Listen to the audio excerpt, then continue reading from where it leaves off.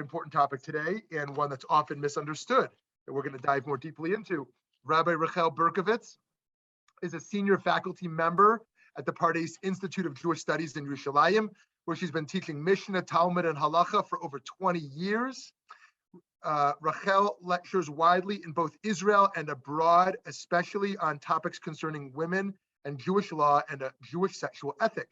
She's the halachic editor and a writer for Hilchot Nashim, the Jewish Orthodox Feminist Alliance's halachic source guide series, recently published by Koren Publishing.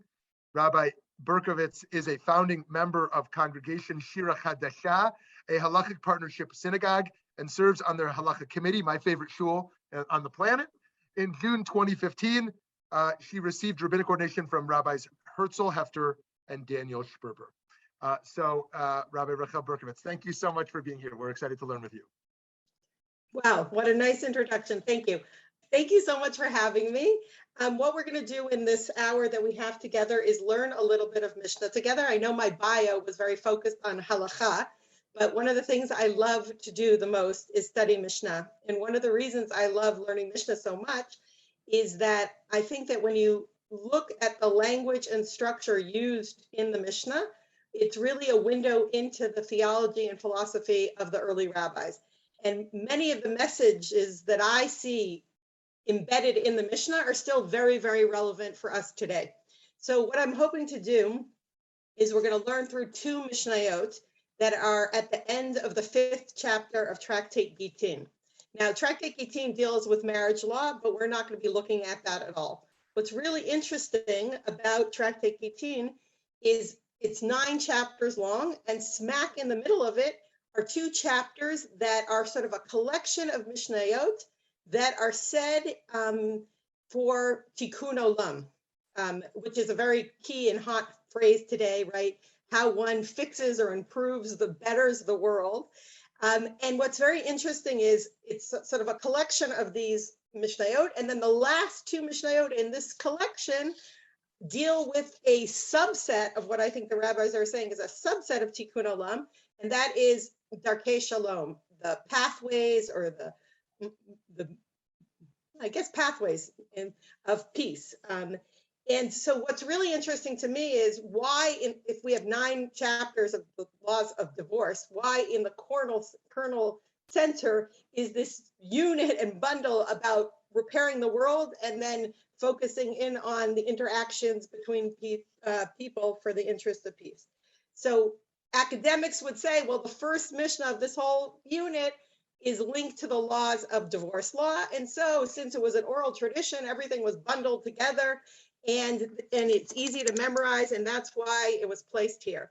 I would like to argue differently. I would like to say that it is not by chance that in the place where we're talking about the breakdown of the most intimate human relationship between a husband and a wife, where something must have gone wrong in their interpersonal relationships for it to end in divorce, this is the place where the rabbis thought about how we need to fix the world, and that their focus at the end of how one needs to repair the world has to do with the interactions between people in the interest of peace, and that it's really an appropriate place for this to be discussed.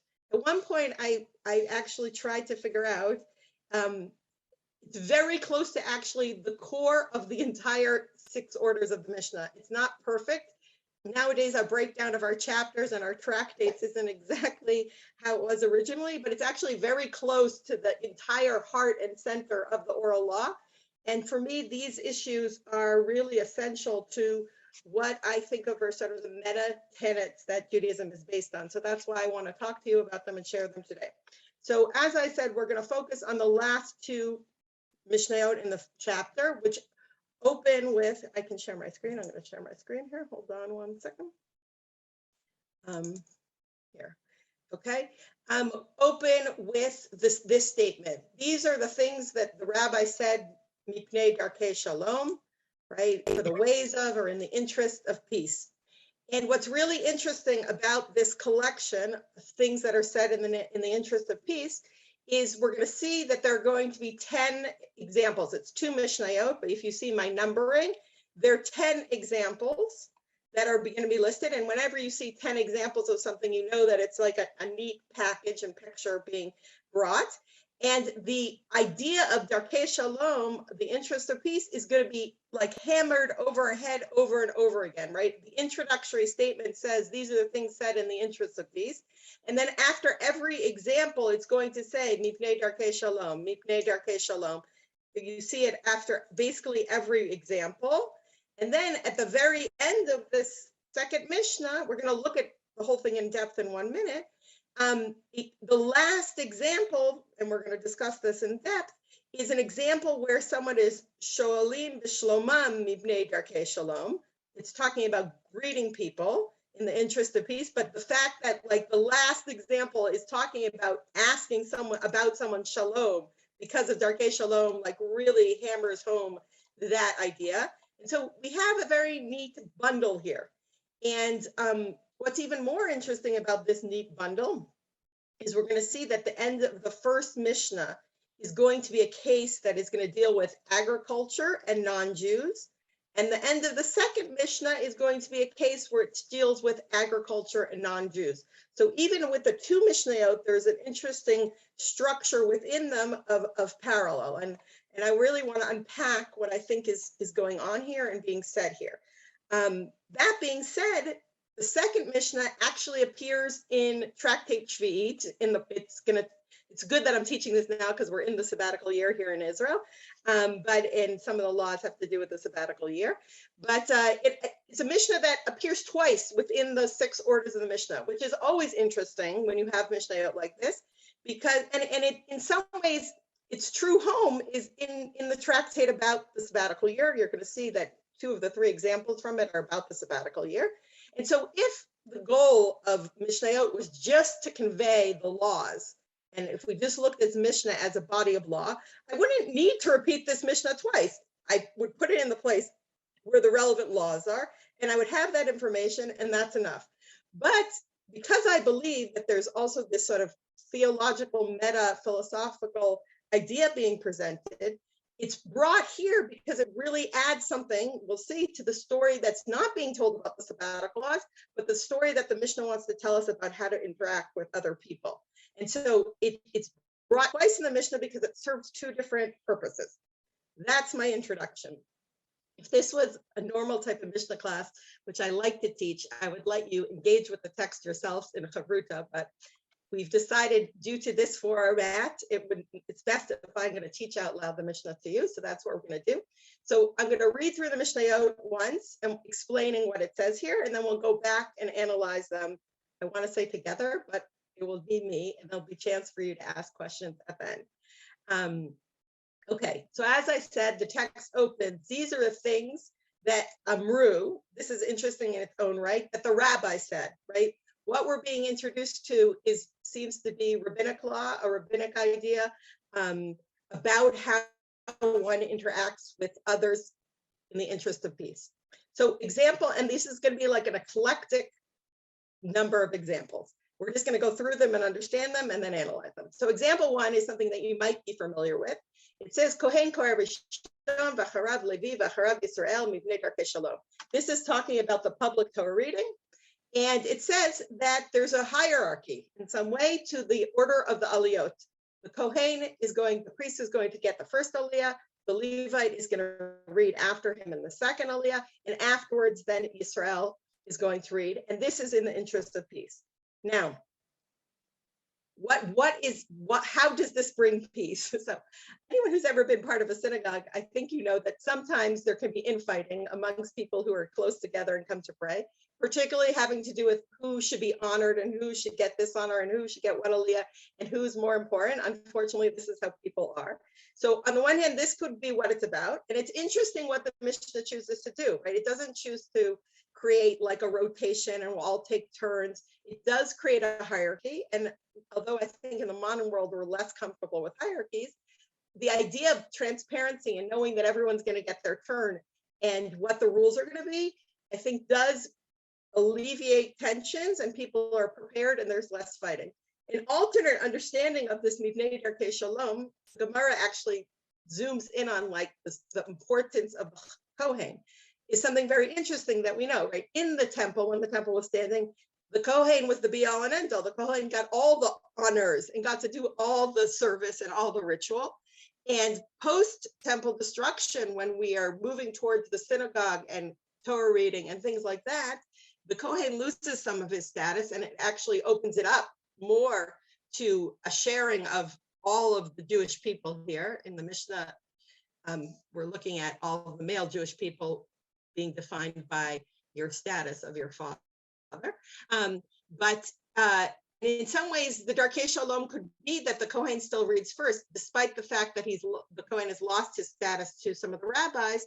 He is still being honored in what he represented for the Jewish people when the temple was standing, and that could also be an aspect of the Shalom that's being brought. So that's example number one.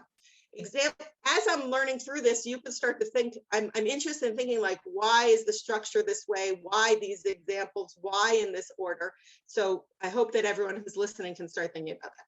Example number two is a little bit confusing. It says Marvin, Bebayit Yasham Nipnei Darkhei Shalom. This, you need a little bit of background information. It's talking about an Eruv on Shabbat, a way to join different domains together so that carrying can happen. This is slightly different than the Eruv you might know in your town. This is an Eruv Chatzerot. It's an Eruv that is going to link the join together the people who live around a courtyard. If I live on a joint courtyard, my home is my private domain, and the courtyard is a shared domain that has a quasi-public status because it isn't my personal domain. If I want to be able to carry within that courtyard on Shabbat, I have to do something to join it together. And that is done not by linking a string around or creating a fence around, but it's done by making a joint meal together where we're all contributing to the food and we're all going to partake from the food. And so this Mishnah says that when we place this food that's part of the Eruv of the Chatzerot, right, in some apartment buildings, I know in big cities, you might have this, so you could carry in the hallways, people might have a box of matzah or someone held in someone's house. And we're told that you should do it in the older house, right? The house that's been the previous host of it should always get to host. Once again, I'm not like taking turns. We're not sharing the responsibility. One person is doing this because of Darkhei Shalom. First of all, I want to point out that the concept of an Eruv, right, which is bringing domains together, in this case is bringing people together. It's an idea of like joining together. And we had here Kohen, Levi, and Yisrael, like the whole Jewish people is joining together in the endeavor of the reading of the Torah. Here, the question is, what would be the non-shalom? What would be the fighting or the unease that could happen if the Eruv wasn't hosted by the oldest house?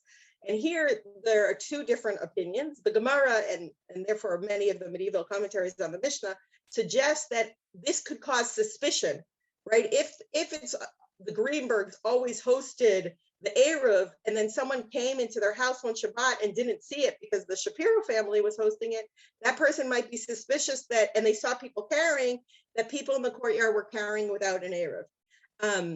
That's one possibility, and definitely like people talking about other people and people thinking about other people and making assumptions about people's behaviors is a way that seeds distrust and infighting.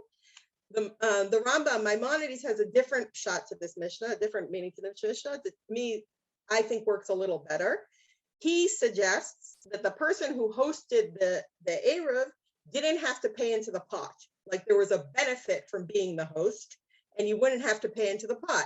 And so therefore, people might fight, it might be something you'd fight about to say, I want it at my house. No, I want it at my house. And then you have to decide whose house it is. Either way, it assumes that something about this will calm things down and make shalom either between inside the neighbors or how people look at the neighbors. Source number 3 says, Borshu karov la'ama mitmale rishon mibnei darkhei shalom. This is when people are sharing natural resources. They're sharing water.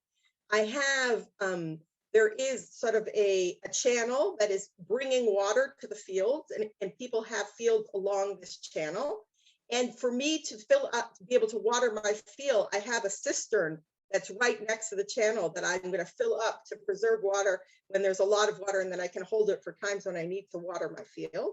For me to be able to get the water from the channel into my cistern, I need to dam up the channel a bit so the water will flow into my cistern. And so the question is, what's the order that we're going to get to dam it up, right? Are we going to do it haphazardly? If we do it haphazardly, no one's ever going to get any water, because whenever I dam, anyone who's farther down the channel from me is not going to be able to have any water for that moment. So here too, there's a hierarchy that you might feel might be unfair, that the person who has the land that's closest to the waterhead will be allowed to dam it up and receive water in his cistern earliest. This too, in some ways makes sense, right? Maybe that person paid for that land and that land's more expensive because it's near the waterhead, and therefore they deserve rights. There's also just the plain thing that the closer you're out to the waterhead, the more power you have.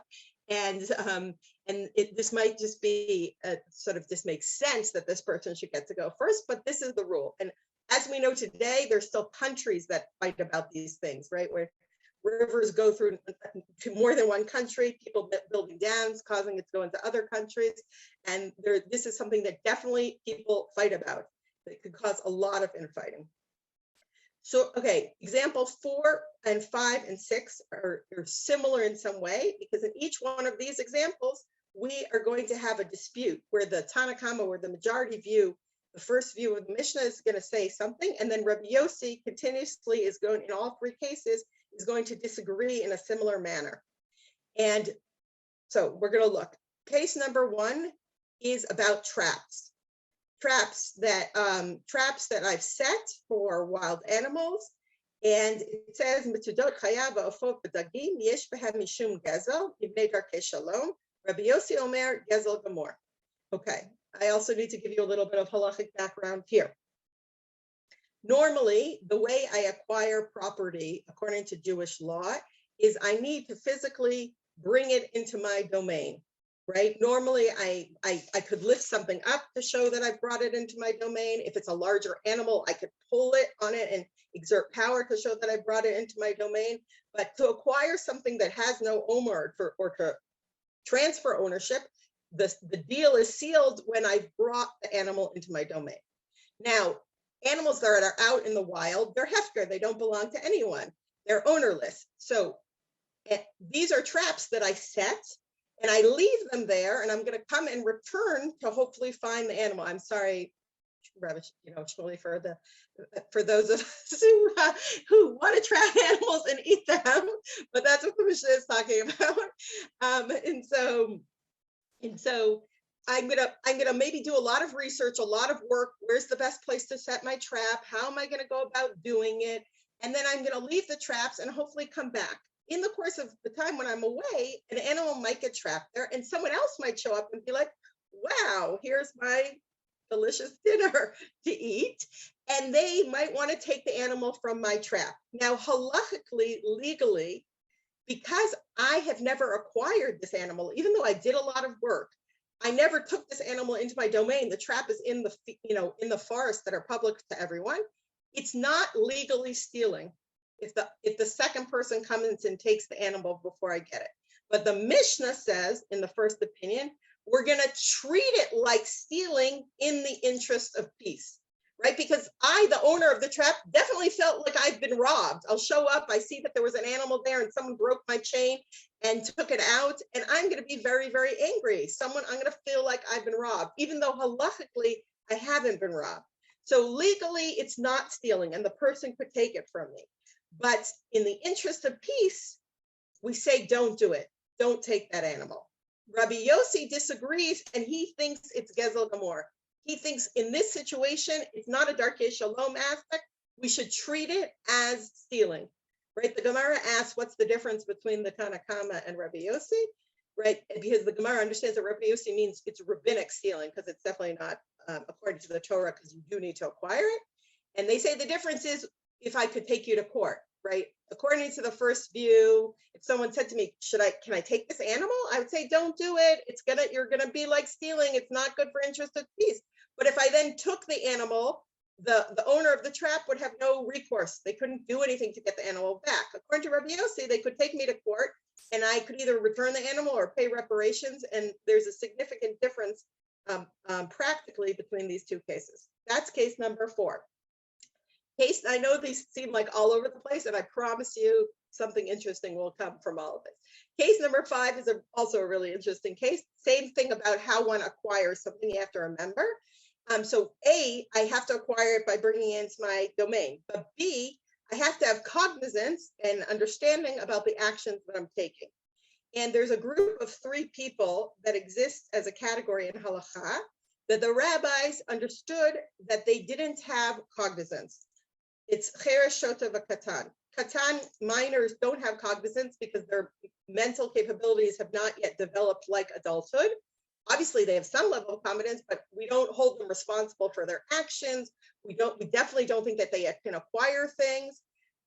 Shota is someone who has intellectual disabilities and therefore lacks the same level of cognizance that a person who does not have those same intellectual disabilities has. And the rabbis say here too think that they cannot be held responsible, and we cannot assume that they know the difference between acquiring and not acquiring. And the most challenging one for us in the modern day is the cheresh, which we explain as someone who lacks hearing and therefore lacks the ability to speech, right? In the time period that the rabbis lived, when someone unfortunately was deaf and therefore couldn't communicate well, they thought that there was something intellectually wrong with their brain. Although now we know today's obviously that someone who is hearing impaired has nothing to do with their mental capabilities, intellectual capabilities. But the assumption here is that all 3 of these people lack a certain level of cognizance. And normally, because of that, to protect them, we don't let them engage in acquiring objects or business deals, because we don't want someone to come up to the kid and be like, that's a great, 10-speed bike you have there. I'll trade you this action figure for it. And the kid will be, oh, great, I really want that action figure. And I really don't like this bike I got for my birthday, and just hand it over to you, because they have no sense of right and wrong, and people, or money or value, and people can trick them and swindle them. However, this case that is being brought in the Mishnah says the fines of anyone in this category. Now, this is what you have to understand. So let's say there's a $100 bill on the ground, right? That is hefker. Anyone who finders, keepers, losers, weepers, right? If you find money on the street, there's no way, it doesn't have any indistinguishable markings. Anyone is allowed to pick that money up, and then because they picked it up, they own it. They found that money. They don't have to, there's no way to return it to the lost owner, right? You find a $5 bill on the street. So, but if someone in the category who doesn't have the capabilities of acquiring things because they don't have cognizance picks up that $100 bill, so the katan picked up the $100 bill, and then I could legally come and literally take that money out of his hand, and it wouldn't be stealing, because it's as if it was still lying on the ground, because his picking it up doesn't legally acquire it for him, because normally this protects him. In this situation, though, he's going to feel like you stole from him, right? Most of these people, at least a 10-year-old, has a cognizance that they found that $100 bill and they were going to buy a lot of action figures with it. And if you take it away from them, they're going to be pretty darn mad. So same thing here. The Tanakhama says we're going to treat it like stealing in the interest of peace. And Rabbi Yossi says it's going to be 100% stealing. Case number 6. The ani is, there's a tree that is also hefker. It's ownerless. And the ani is trying to harvest olives from it. The way you harvest olives is you spread out a sheet or a blanket on the ground. You take some type of stick or branch and you hit the tree, and the olives fall down, and then you gather things up. This is how people still harvest olives today when they're doing it by hand. And same thing here. The tree was ownerless. The poor person is coming to collect food. They've done a heck of a lot of work hitting things down, but they didn't pick it. It's not, if you picked an orange with your hand, they would have acquired it if the orange was ownerless. But here they never took their hands and took the olives. And so if someone comes along and is like, wow, a huge pile of olives lying on this blanket, great for me, I'm going to make some amazing olive oil, and takes it, legally, halakhically, it's not stealing. But once again, the Mishnah says we're going to treat it, what's underneath the tree on the ground, we're going to treat it like stealing in the interest of peace. And Rabbi Yossi says, Gezel Gamor. Last example in this Mishnah, and then we'll pause and try to analyze the structure of this Mishnah before we go on to the next one. The Torah has delineated a number of halachot that we do to protect our poor, and having to do with harvesting and having to do with agriculture. We do three different things. The gleanings, you harvest your field and there's still some corn left on the stalks, still some wheat on the stalks, the poor person is allowed to come and get that. You've made piles and bundles of your sheaves of wheat, you forgot one, the poor person's allowed to come get that. And payah, that you leave a corner of your field and you don't harvest it at all, for the poor to come and use it. This halacha says, Ein memachim b'yedei aniyei goyim v'leket shechacha upea mivnei Darkhei Shalom. Even though the Torah was delineating the needs for the Jewish people, we do not prevent the hand of the non-Jewish poor from coming into our fields and gathering these things. Mivnei Darkhei Shalom. We don't say like, no, we only want to, we're a soup kitchen and we're only going to treat the Jewish poor first. We are open. We don't prevent anyone from coming and benefiting from the laws of the Torah. Okay, those are the first 7 examples in this Mishnah. So if we were doing a class and you had spent time at Chavruta, I would say to everyone, so what do you think? Like, what do you notice? Why these examples? Obviously, we can think of many, many more cases where there could be fighting, where people could feel upset, where people could feel hurt. Like, there are tons of places where that happens, but why these examples? So I'm just going to tell you what I think, since we don't have time for conversation. So what was interesting to me when I looked at these examples, here, I will share my screen. One other thing, wait, where's my screen share? Can I do it like this? Yes. Did that switch? Do you see a different picture now? Yes? Shmuley, I can see your face, yes? Yeah, okay. So what's interesting to me is the locations of the examples, right? We first had the synagogue, then we had the house with the Eruv, then we had the water system in the fields, and then we had the traps, the forest, and lakes. So what's interesting to me about this is, like, this is a description of like any type of town, right? The synagogue is maybe at your core, you have people who live around it, then outside the village of the homes, then you have the fields where people are working in agriculture, and then farther for that is the land that is ownerless and hefker and has forests and lakes. So even though these seemed like random examples, the picture that we have painted is of human civilization, the human town, etc. And then in the second way I wanted to look at it, I was looking at like what my relationship is to the people.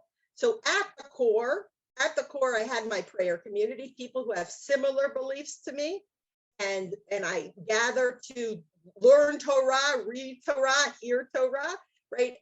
And that juxtaposed the last example of the non-Jews who are not bound by the laws of Torah, but are benefiting from the laws of Torah, right? They're the most other to me from the people who are reading Torah. But then I have the people I maybe live with and I'm sharing a courtyard with, or who are keeping Shabbat with me. And then I maybe should have switched this. I should have called others in the same field. Then I have like, co-workers isn't the right word, but people who are like, we're benefiting from the same resources. We're all in agriculture. We are sharing our fields, and like I might see them. And then there are the people that I don't know who are setting traps and that I don't really see, but are also trying to share the same resources. And then what was interesting to me was then we had these examples of people that are sort of liminal to my core community that many times, unfortunately, are on the sidelines. People that might be very different than me. People, I should fix this. This should say people with disabilities, and poor people also sounds not good. I really apologize, especially for this. I made this a long time ago and I really need to fix it. But I have people who are maybe not the same age as me. I have people that are different socioeconomic backgrounds than me. I have people that may be other abled than I am. And then I have people that are are completely different from me from a religious perspective, who have different beliefs than me. And yet, it seems that part of what this text is trying to tell me is that they're the same as my core community.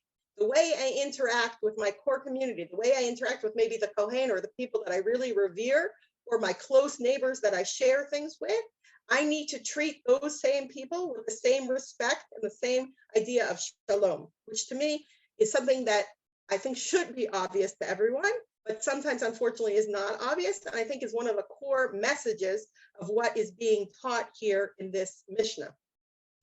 That the people in these examples deserve the same respect as the people that I'm closer to, and everyone should be interacting with shalom. That's Mishnah number 1. Let's look at Mishnah number 2 that I said is part of the same package.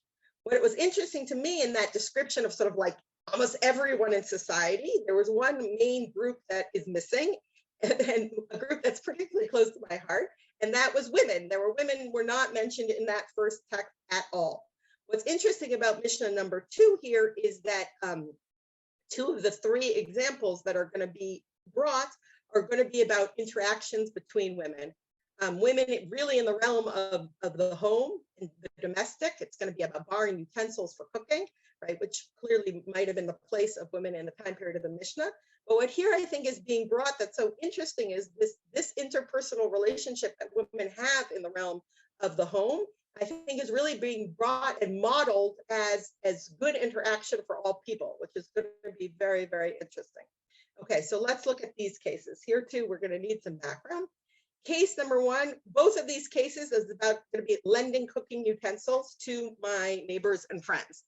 The thing is that these people are going to be very different than me in a number of ways.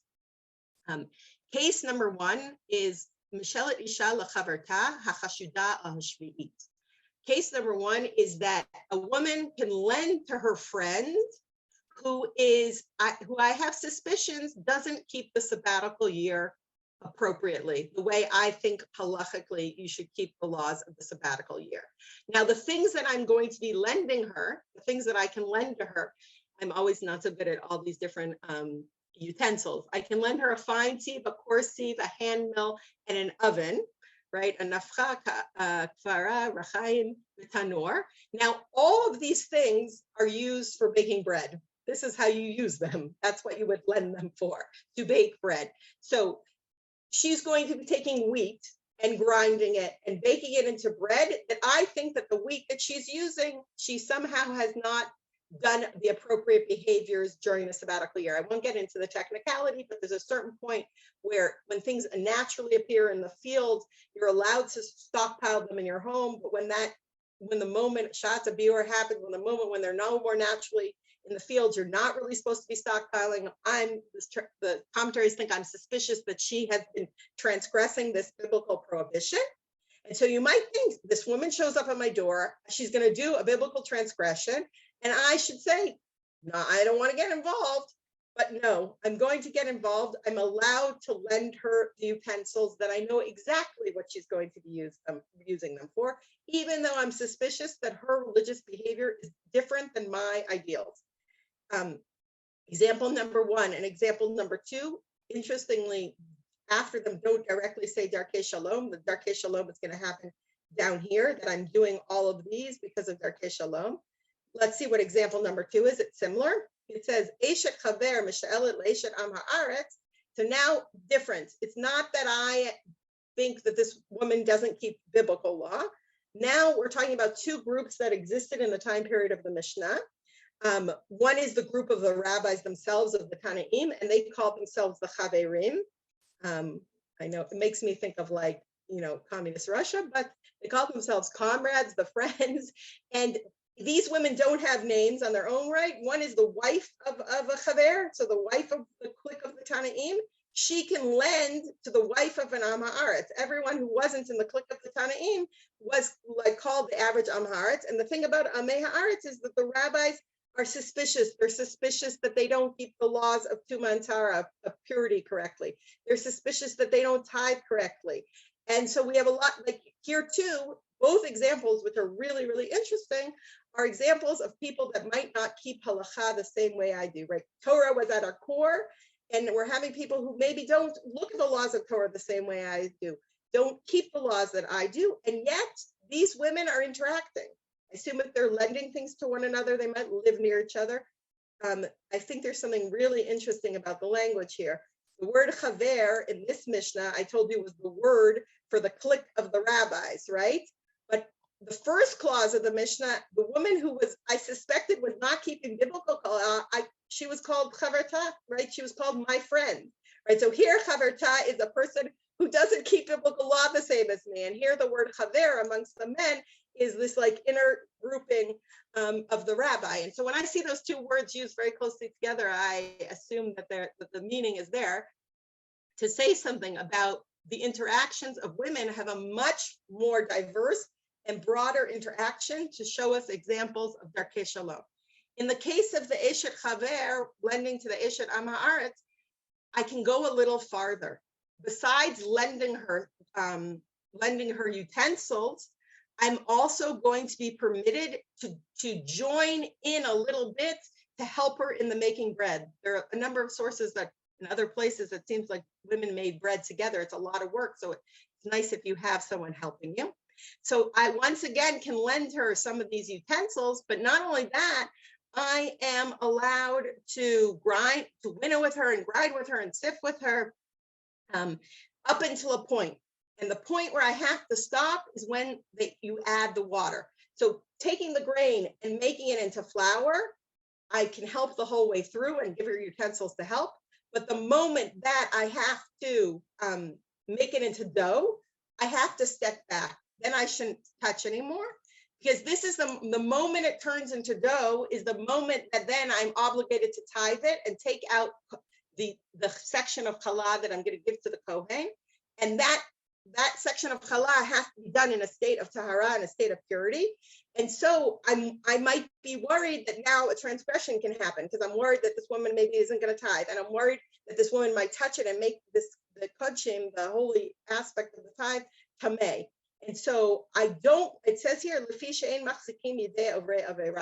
because I don't want to strengthen the hands of those who transgress. And so I have to find a line in my identity where I am going to help and I'm going to support, but I have to pull back because I don't want to be actively involved when I see transgression. And then the text says, "Kulan lo amru ela mipnei darkei shalom." Both of these things were only said in the interest of peace. Meaning, normally you might want to have more distance, but I don't say that. I want there to be peace between us. I want to interact. I want to do what I can to support other people and not have their feelings be hurt when they knock on my door and say, "Can I borrow something?"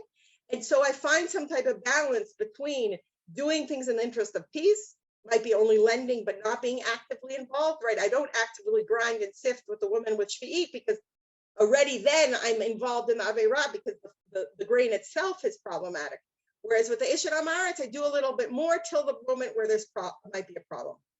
Okay, I only have a few minutes left, but hopefully we'll get there and then we can take some questions. The last example switches away from the domain of women and goes back, as I said to you, to relationships with non-Jews. It says, "Machzikim yedei goyim b'shvi'it, avolo yedei Yisrael, v'sholim b'shloman mipnei darkei shalom." It gives two laws about the non-Jew. One is, I strengthen the hands of the non-Jew during the sabbatical year, but not the hands of the Jews. And two is, I greet them. Shoel shalom means a greeting, right? In modern Hebrew, we would say, give someone a dash, a drishat shalom, like we want to know how you are, right? In Hebrew, you say, ma shlomcha, how you doing? But how is your shalom? Are you complete? How are you? And so here, these two examples are really, really interesting, right? We had two examples of people who don't keep halacha the same as me. And now I have the non-Jew who obviously doesn't keep the halacha the same as me, because the laws of the Torah don't apply to them. And we saw that with the poor person, the laws of the Torah don't apply. Normally, they might not have a community that's supporting them.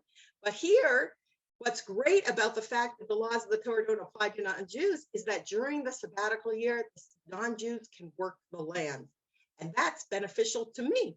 when the non-Jew works the land, because then I can buy the tomatoes and cucumbers from them, right? So a Jew, I'm not going to strengthen their hand during the sabbatical year because they're not allowed to work the land.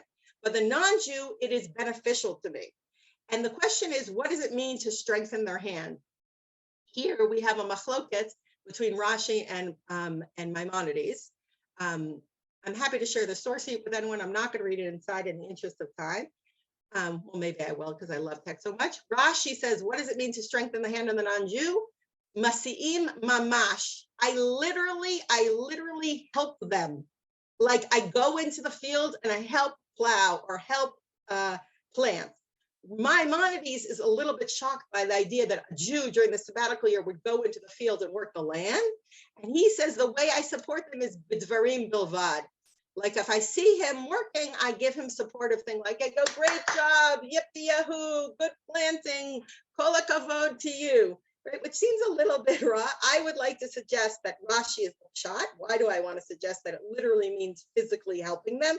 Because the word machzikim I had in the Mishnah before. I had it up here where it told me that I wasn't allowed to physically help anymore after they added the water because I didn't want to strengthen the hands of those who have transgressed. Their strengthening their hand meant physically helping him. And here we have the exact same word, machzikim. And so Rashi's shot, in my opinion, that it means physically helping is correct. So this is so fascinating if you compare the two ends of each Mishnah, right? In the first Mishnah, we had that the laws of the Torah, which benefited the Jewish community, we can apply them in having to do with agriculture. We can let the non-Jewish poor benefit from the laws of the Torah because they didn't have the Torah and we want to help them out when the poor don't have anything to eat. In this Mishnah, during the sabbatical year, we're the poor who don't have any agriculture. We can't use the field. We are lacking things to eat. And luckily, because the non-Jews don't have the laws of the Torah, they can help us out. And we can eat from their fields, just the way their poor ate from our fields. And it creates a beautiful imagery of me of how, even though despite our differences vis-a-vis our beliefs in the Torah, that topic can help. We can help each other. About sustenance, about food. Okay, the last line, I'm going to go 3 seconds over before you ask me any questions, because the last line is like literally the most important line. The last line says, we greet the non-Jews because of Darkhei Shalom. Right, and all the commentaries are like, what do you mean we greet them? Why do you need to tell us that we greet them? And they all add something interesting. They say even on their holidays. We greet them even on their holidays, right? Because normally, what do you do when someone says, like, how are you, right? We answer, Baruch Hashem, I'm fine. But if you were to greet them, particularly very close to their holiday, they might say, like, Baruch Baal, I'm fine, or Baruch whatever God they believe. And so your greeting them might cause them to bless, like, what we perceive to be avodah zarah, which is one possibility. Rashi adds that possibly that Shalom is the name of the divine, right? And he says that it's even okay to like put the name of the divine on the non-Jew, which is interesting. I might think that you might think like to greet someone means I'm in relationship with them. I'm close to them. I like want to know how they're doing. You might have thought that people who are different, who have particularly have different beliefs than me, possibly idolatrous beliefs, I wouldn't want to get close to and know how they are feeling. And the text says that I can. I want to say one, this is my last clincher. The idea of greeting someone in the Mishnah appears very, very front and center in Masechet Brachot, in Tractate Brachot. And it has a very specific meaning, an idea that is presented when we talk about greeting someone. And I think that the rabbis assume that you know these Mishnayot when you read that you're supposed to greet non-Jews in the interest of peace. Here, the Mishnah in Brachot talks about greeting in two different scenarios. In Mishnah chapter 2, Mishnah 1, it's talking about saying the Shema. And what's really crazy about saying the Shema is when it introduces the Shema to us, it talks about if people interrupt you.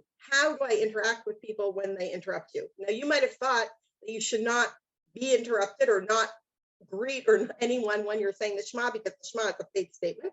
But this says if you're at the paragraph breaks, and maybe I won't read the thing, the three variables. Where are you in the Shema? Are you in the paragraph break or are you in the middle? What's your relationship to the person who's greeting you? They talk about people you have to honor, people you fear. And am I initiating the greeting, which seems like it's a more of an interruption, or am I just responding after someone greeted me? And the Mishnah ends with Rabbi Yehuda's view that says that during the paragraph breaks of the Shema, I'm allowed to be Meshiv Shalom L'Kol Adam. I can respond to anyone, any type of relationship, anyone who shows up. If I'm between, Be'ahavta v'ayim Shamoa, I can pause and they said to me, how are you? I can turn and say, I'm fine, thank you, how are you? That's halacha number one. In the last Mishnah, in the last lines of Tractate Berkovits, it says something very interesting. It says that the rabbis decreed that I can greet my friend, I can be sho'el shalom chavero b'shem, that I can invoke the divine's name. Nowadays, we don't do this because we're so nervous about saying the divine's name. So even when I tell you this, I'm not going to say the divine's name. But instead of saying to someone like, Yivarechecha Hashem, they bring this pasuk here from Boaz, I could literally say the divine's name, and this is the last halacha in Masachet Brachot, right? The uniqueness of a bracha is that I invoke the God name. I say the Aleph dash Daled Nun Yud, right? I say God's name for real in a blessing. I'm allowed to invoke God's name for real when I greet another human being. And so what do I learn in the relationship of these two Mishnayot that I hope will add us to what it means when I greet a non-Jew? If I can, while saying the Shema, interrupt and return a greeting to someone, and when I greet someone in general, I can evoke the divine name, what is this telling me? This is my thought. Here it is. If while I'm making a faith statement about that God is one in this world, if another human being who is created in the image of the divine were to greet me, and I would be so involved in my dedication to the divine and knowing what divine is one, that I would diss them and just ignore them and totally not respond to them, obviously that person would feel very, very hurt. Right? But the Mishnah is telling me, if you would do that, you don't understand what it means that God is one. If you can't see the Tzelem Elohim in another human being while you're saying Shema and turn to them and respond to them, that's not saying Shema. That's why this Mishnah taught us this halacha in Mishnah Bet before it even tells us the paragraphs of the Shema. And the flip of that is that when I see another human being and I look at them and I say, how are you? Are you shalem? Are you whole? How are you doing? Not like we do today where we don't really mean it. I can invoke the name of the divine because looking at another human being, I see the face of the divine. The divine is standing before me because that person is created in the image of the divine. And these two halachot that are taught to me in Masachet Brachot, with this idea of what it means to look at another person and to hear and to ask them how they're doing, how they're feeling, is a reflection of my understanding of what the divine is in the world. That is, to me, a very, very powerful idea when I come back to my Mishnah, because obviously the rabbis know what they taught in Masachet Brachot when they teach me here that I am responding to non-Jews in the interest of peace, right? So I am instructed that people who are very, very different than me, also in my belief of saying are created in the image of the divine, and that is why when I'm being taught this whole message of how to interact with other people, one of the main things it wants to tell me is how to interact with other Jews. And the rabbis in the time period that they're teaching this Mishnah, the relationships with non-Jews are not perfect. In this same chapter of Masachet Gittim, it talks about the Sikrikon, the Romans who came in after destroying the temple, who did agricultural land grabs. Things were not simple. Everything's not roses. But in my opinion, this is a very, very important message that's being taught here that fits with the entire message of these two Mishnayot, that Shalom is how I need to interact with everybody, the people in my core community and the people that are on the periphery of my core community, and whether it's because their religious beliefs are different than me, because of their religious practice are different than me, because something about their socioeconomic, their age, how they were created by the divine, everyone deserves the same respect because they are all created in the image of the divine. My last line is, to me, it's really interesting when talking about fighting and infighting, that the Mishnah brings a machloket. Now we have all the time in the Mishnah, obviously, machloket, disputes. But to me, it's so interesting. When talking about Shalom, Rabbi Yossi doesn't mind saying his opinion, which to me is one of the other beauties of the Mishnah. I can interact with other people in Shalom, and I have to respect them, and I have to treat them, and I have to think about how they're feeling, and if I'm hurting their feelings, and really interact with them the way I'd want to react. But that doesn't mean that I can't disagree. I can disagree. I can say where I think you're wrong. I can say that I have different beliefs than you. I can say that I'm not going to go the whole way with you by acting and, in the place where I think you've crossed the line. I'll help you, I'll support you, but I myself don't want to transgress. I think that's also a really important message for today, about that by treating other people with respect and supporting them and thinking about how they're feeling and acknowledging them as God's creatures, doesn't mean I have to agree with everything that they do. So I went a smidge over the time. I'm happy if anyone has a question for me to answer it. Great. Yes, Amazing. Phil Miller. Yeah, we'll go to Phil Miller. Yeah. Hi, Rahel. How are you? Thanks so much for this. This was really great. Brings me back to my time at Pardes, learning Mishnah in this way, it was a very special time. I was wondering if you could talk a little more about how this series of Mishnayot have been read throughout the ages. Darkhei Shalom, I guess, can mean it's an ideal, that that Darkhei Shalom is an ideal pursuit, a lichatchila, if you will, and as you're presenting it. But it seems very often it's read as oh would that we didn't have to do it this way, but that we have to have Kohen, that we didn't have to call the Kohen first. We didn't have to, Eshet Chaver would not have to interact with someone who's an Amaret.